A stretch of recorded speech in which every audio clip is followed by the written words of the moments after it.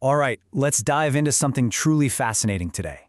We're exploring the mind of Denis Verhage, which presents us with this amazing paradox.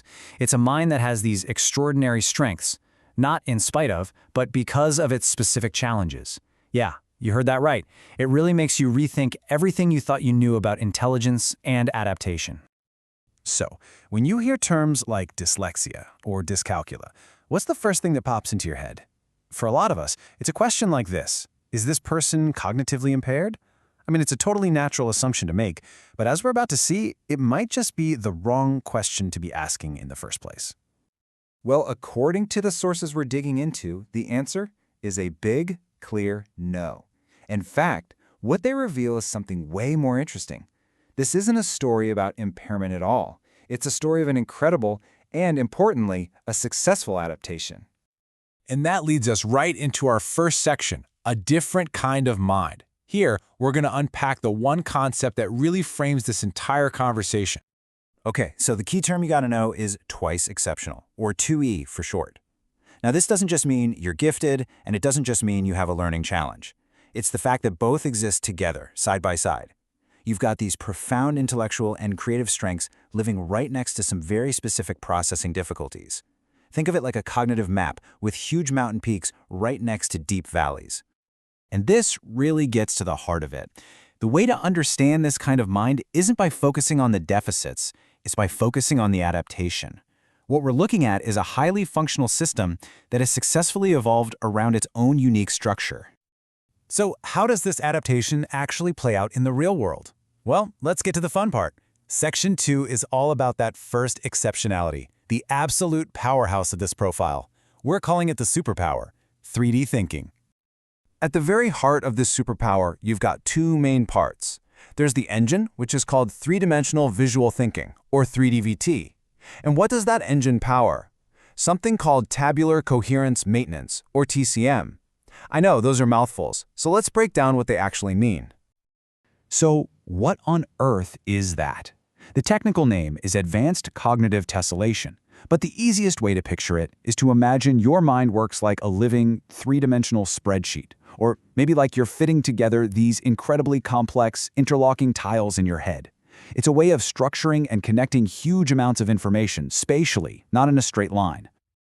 And let's be really clear, this isn't just some neat mental trick. It's a seriously powerful and practical tool for solving real-world complex problems. This is the cognitive engine that allows for a deep, structural understanding of incredibly complicated systems.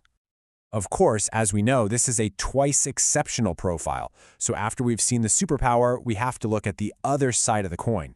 So, welcome to Section 3, the hidden challenge.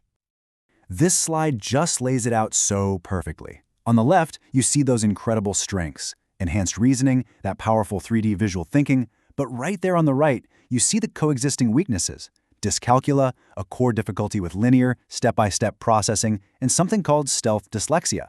That's a form that often goes unnoticed because a person's high comprehension skills can actually hide the fact that they're struggling with the basic decoding of words. So where do these challenges actually come from? Well, the root issue isn't intelligence, not at all. The primary deficit is a difficulty with sequential stuff. Retrieving things in a specific order, one thing after another. Think about finding the right words in the right order for a sentence, or quickly naming an object. It's that linear process that creates the bottleneck in the system. And this right here is where it all just clicks into place. This quote from the source material is absolutely key. The advanced skills, that 3D thinking superpower, it developed precisely because of those linear processing challenges. Those skills exist to compensate, to find a different, nonlinear path to the solution. It's a brilliant, self-correcting adaptation. Now, get ready for a fascinating twist. This cognitive profile doesn't just exist in the world of thoughts and ideas. It has a very real physical component. In Section 4, we're going to explore the mind-body story of stress that comes with it. The phenomenon is called chiral stress. The simplest way to get it is to think of it as an imbalanced or lopsided stress that affects the body's systems. It's a form of stress that is, quite literally, off balance. And this isn't just a feeling.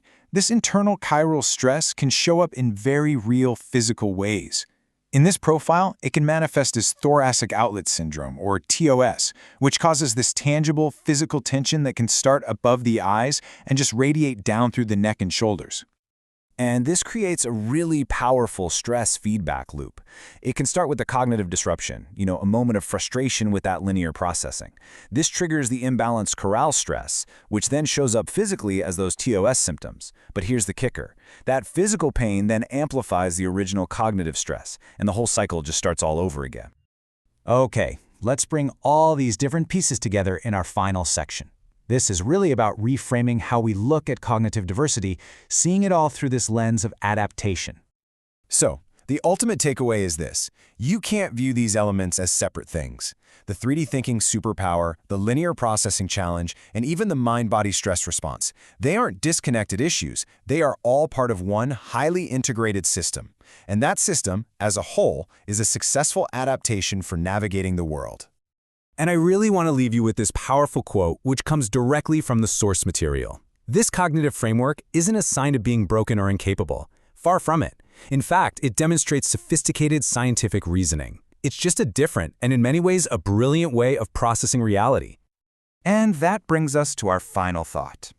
A profile like this one forces us to ask a much bigger question, one that goes way beyond just one person. How many of the conditions that we currently label as disorders might actually be complex, sophisticated adaptations that our science simply doesn't understand yet? Something to think about. Thanks for joining me.